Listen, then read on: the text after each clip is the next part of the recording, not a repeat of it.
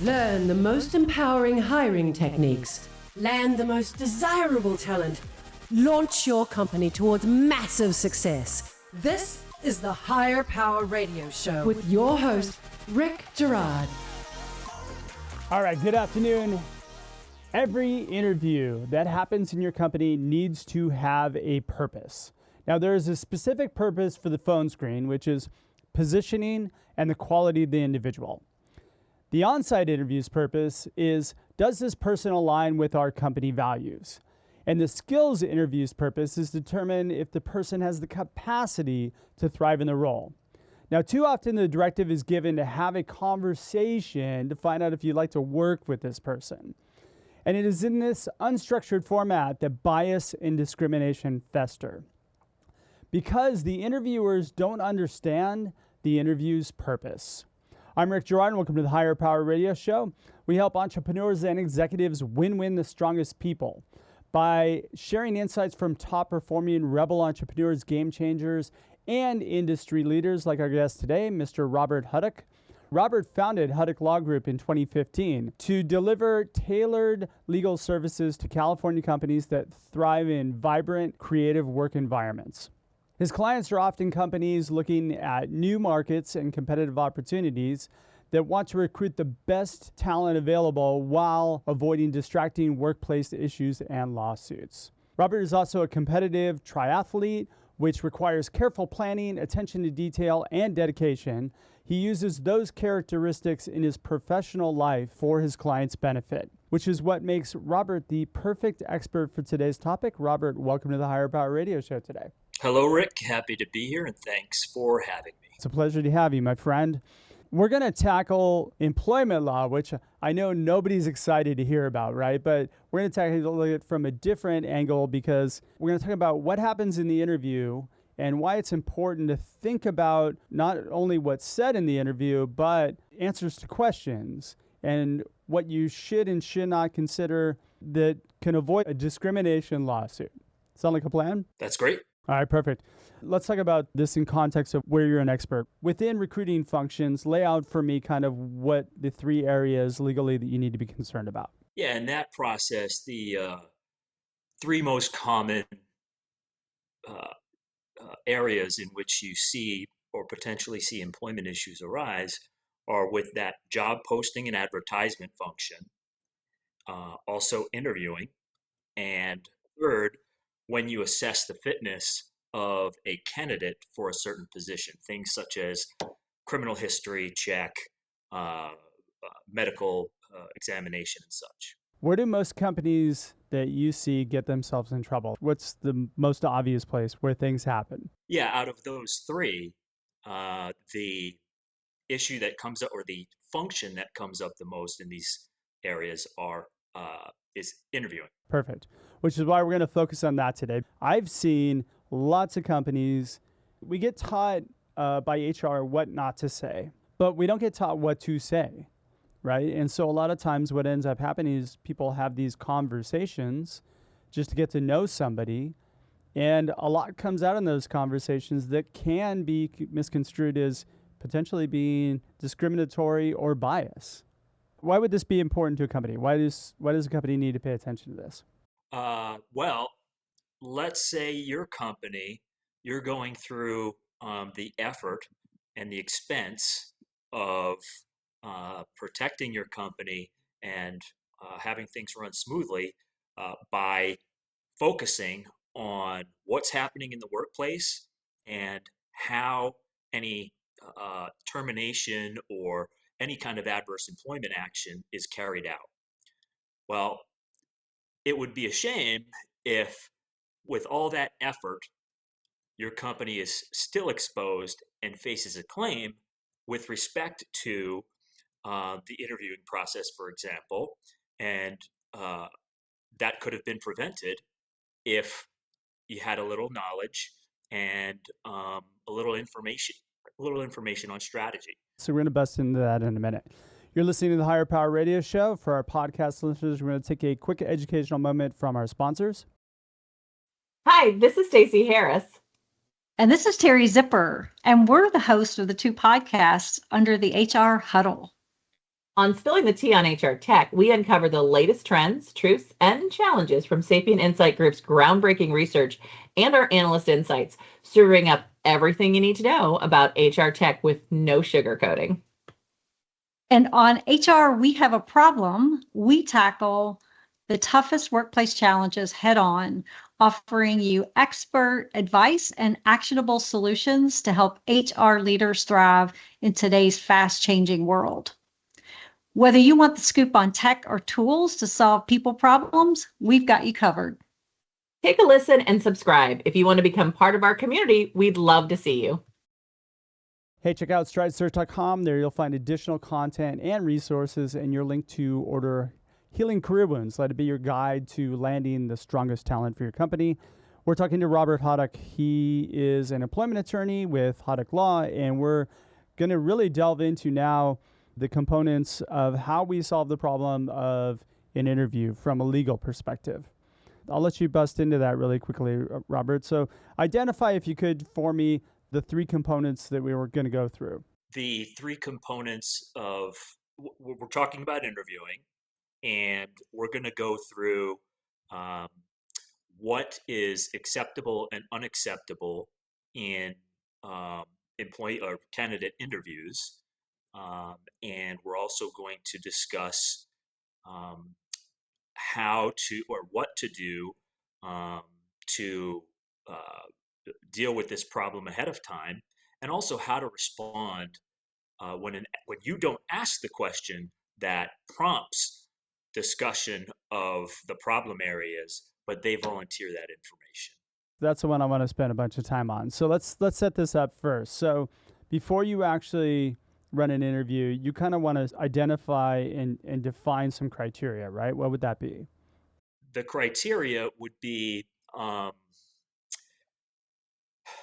number one, you would like to think about the common implicated categories. Well, let's back up for just a moment. With interviewing, what's not allowed, and I'm going to read directly from the statute, and I think it'll be self-explanatory. It talks about what is prohibited, which is any non-job related inquiry that expresses directly or indirectly any limitation, specification, or discrimination as to any protected characteristic. The protected characteristics are those categories that are specifically enumerated in the applicable anti-discrimination statute. And you're all familiar with them, but you might not know. And that is things like age, disability, national origin. And actually, those three categories are the categories that most commonly come up in the interviewing process, and therefore ones you should focus on. And then you also have family and marital status, and then religion or political views. Yeah. Some more are sex or gender, military status, marital status, and also religion. You and I talked offline. This was interesting to me. Let's say, for example, you are a faith-based company, or you operate in an environment where that is important. That's part of the core values of your company. Somebody can claim they're being discriminated against based on that, if that's something that they don't align with, and yet they still felt like they were passed over because of that, right? Sure. Yeah, and the key there is, well, first let me mention that not all discrimination is unlawful discrimination. A company. Okay, what does that mean? Yeah, so a company is allowed to discriminate, and usually people, if the word discrimination is used, lawful discrimination is assumed. Unlawful discrimination is assumed. But today we're going to differentiate between lawful discrimination and unlawful discrimination. And what that means is the law does not prevent an employer from discriminating for purposes of determining whether the candidate meets certain qualifications that don't discriminate in and of themselves, and also that are relevant to any essential function of the job for which they're interviewing. And so, with respect to that example that you gave, that's the key. Look at whether whatever the qualifications are of that faith-based organization, or what the qualifications for the particular job in that faith-based organization, and determine, okay, is the criteria of let's say the criteria is they want Christians. If that, so you assess whether, okay, is being a Christian a legitimate requirement for which there's justification for that discrimination. And let's take, for example, the job position involves spreading a Christianity-based message. Well, in such a situation, that's where it would be lawful discrimination. I'm following you 100%. So like if I'm a Satan worshiper, you can discriminate against me because I don't fulfill that mission of the company, right? Yeah, it's a legitimate qualification that is required to perform that function.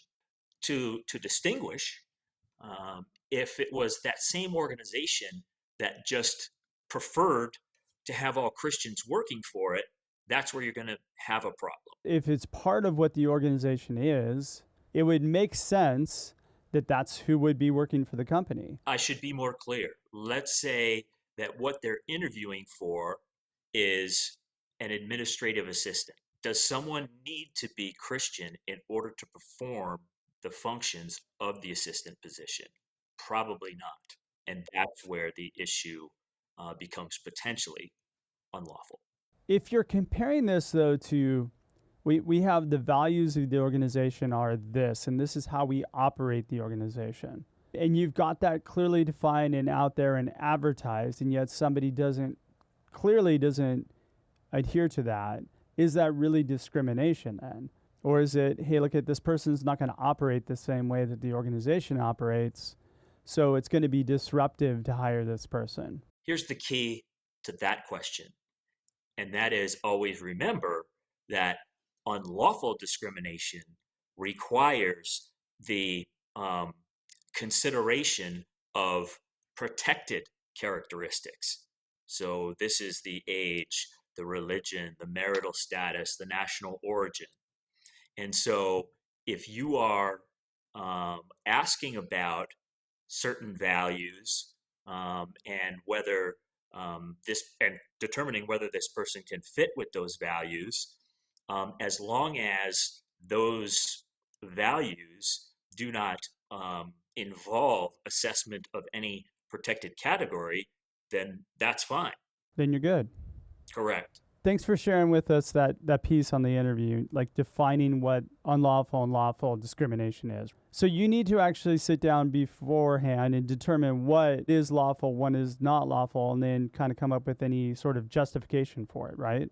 Right. And so as mentioned before, the law does not prevent employers from discriminating for purposes of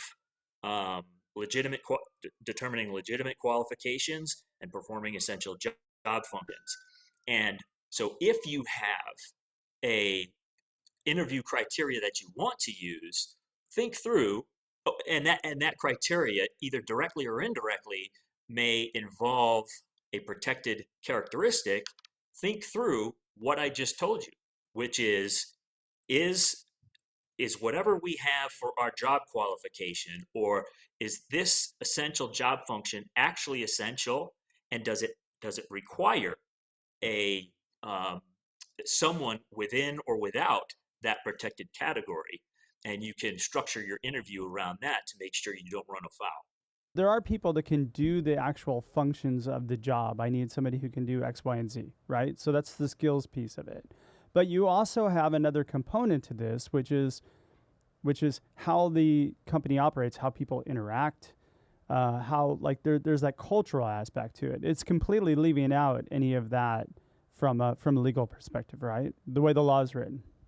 You're kind of talking about a value measure versus a requirement or job requirement situation. And so, with respect to that, it really, a lot of times it will depend on the circumstances. And so I'm trying to think of an example. Um, it's really about drawing a nexus or a connection between whatever is the protected category and whatever you're considering them for. So in your situation, is it, is being better at whatever the job qualification is, does that require, does that, is that a legitimate uh, qualification?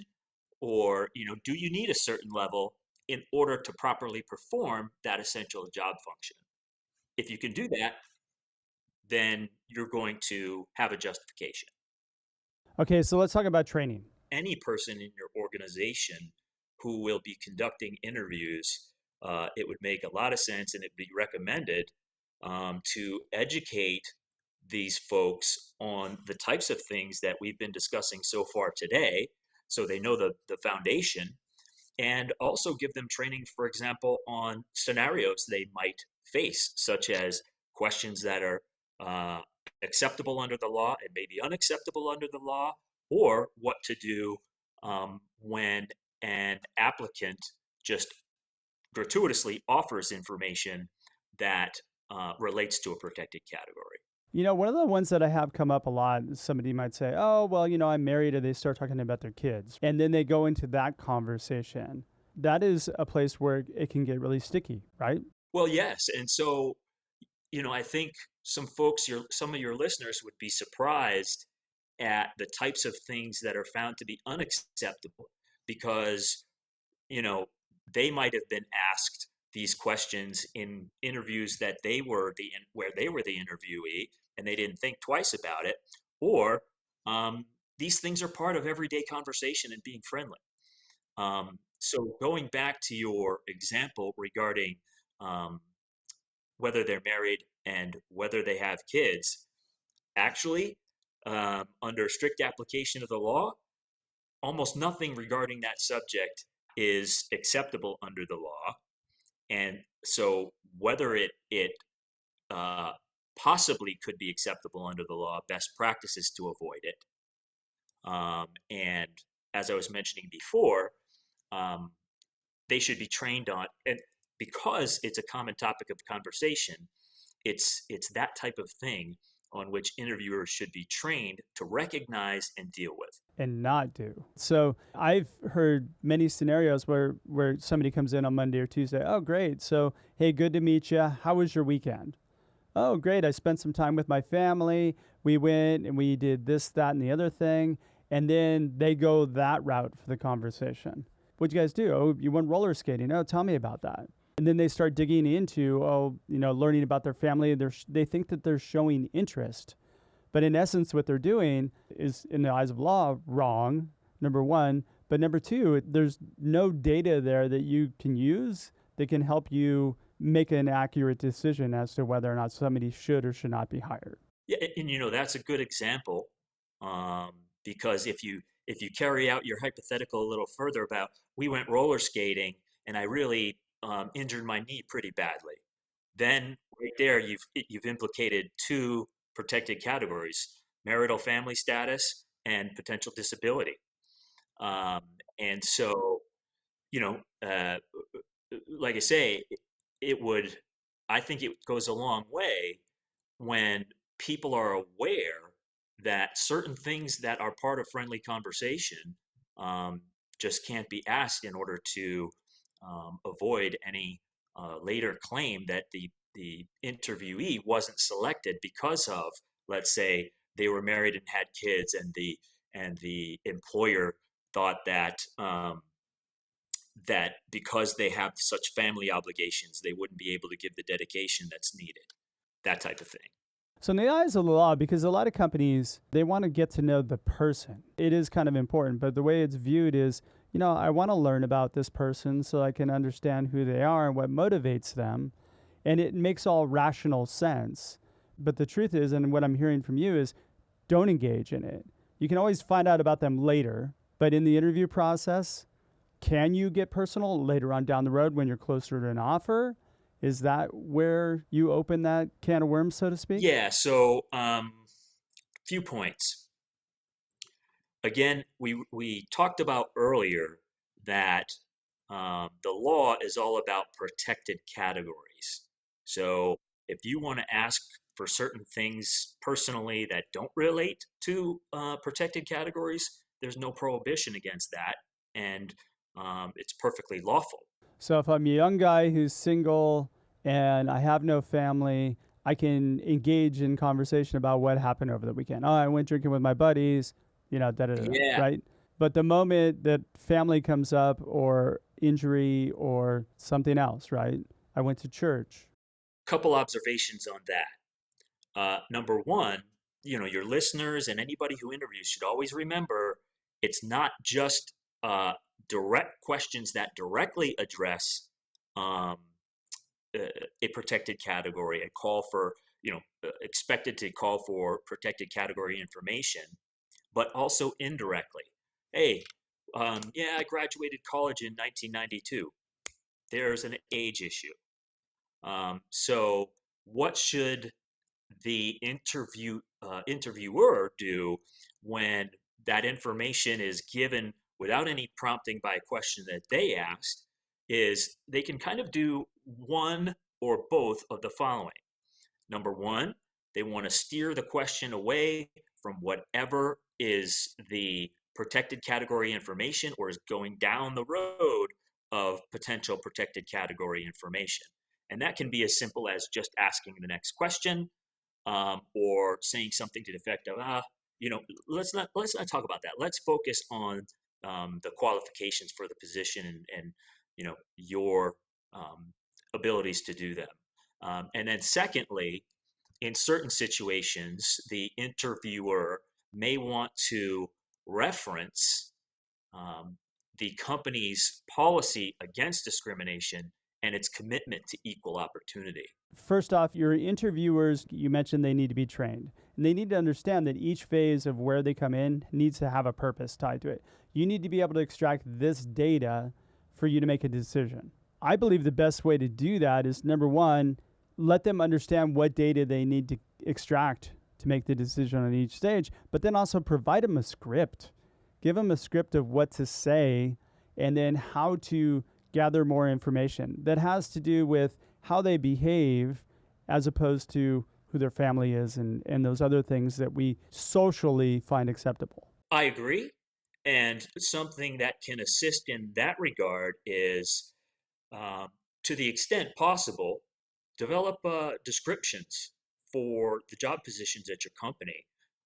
That and usually job descriptions, or conventionally, they involve statement of job qualifications and also what the functions of the position are. I feel like those get companies in trouble, though, more than they help. They can, and so you would need to take care in developing and committing to writing a job description, that the same care that you take with the interview process. And here's what you can do. If you centralize the uh, function of performing interviews to someone who is well educated and well trained on these subjects, then that person is equipped to make the proper evaluation with respect to, are we implicating protected categories here? What do you think of behavioral interviews? I know I'm throwing this from left field, but Amazon and there's a lot of larger companies that are kind of pioneering behavioral interviews. And what they are is you assign people questions. It'd be something like, tell me about a time when you did this, or you experienced this, or you had a difficult customer, something to that effect, right? And then you focus in on that experience and how this person acted, reacted, how they handled the situation, the steps they took to come to a resolution. I find them extremely powerful tools. I've never seen a company get into trouble by running that type of an interview based on having the conversations about how a person acts and responds and reacts in exchange for, tell me about your weekend and what did you do, that sort of thing. Yeah. And so, on its face, or on their faces, I guess is correct grammar, those types of questions don't, like I say, on their face, request information regarding protected categories. But, if you think through those questions, they, to me anyway, they increase or likely call for information that the average person would share that does involve protected category information. The law and complying with the law, to the average person, it's overly restrictive. But you have to strike a balance between the information that you need and minimizing the risk of there being any problem with discussion of protected categories during the interview. All right, shoot, Robert, we're getting pretty close on time. What would be 2 or 3 key takeaways you can give the audience that can plug into their business today? Well, we were talking about during our discussion, education and training. This is not intuitive stuff. And so it would behoove any company to educate and train at least some core people who are involved, pass it on to others, whatever, but make sure those interviewers are trained and they're educated on the legal parts of it. And also, as I mentioned, a job description can serve as a foundation for an interview, and it can help the interviewer focus on just the qualifications and the job functions and not any extraneous information. All right. Well, thanks so much for your time investment today, Robert. And I want to welcome you to the Higher Power Radio community. What would be the best way in which members of the audience can find you? How do they reach you? Well, a best place for the most information is taking a look at our website, and that's at hudockemploymentlaw.com. And you can also find even more about me on my LinkedIn page. Both the company, which we have a company page, which is www.linkedin.com/IN/HudockEmploymentLaw. And then obviously you could look up me by name and find out a lot more. And we'll have those links in the show notes. All right, I want to thank you for tuning in to this week's episode of Higher Power. Quick thanks to our team, Brian Colburn, Andrea Ballin, and Ayla Gerard. If you're listening to the podcast, please subscribe, review, and share. After all, this show's for you. We want to continue to bring you valuable content you can plug into your business week after week. You can join the Higher Power Radio community at Higher, H-I-R-E, Power, P-O-W-E-R, radio, R-A-D-I-O.com, or you can drop me an email at rick@stridesearch.com. Tune in next Tuesday. Our guest is going to be Jason Sherman. Jason is the co-founder of Spinner. I'm your host, Rick Gerard, and you have been listening to the Higher Power Radio Show. Aloha. Thank you for listening to Higher Power Radio. Catch our LinkedIn Live show every Tuesday at noon, or download the podcast on iHeartRadio, iTunes, YouTube, or your favorite podcast platform. We appreciate you joining us on Higher Power Radio with your guide to hiring success, Rick Gerard.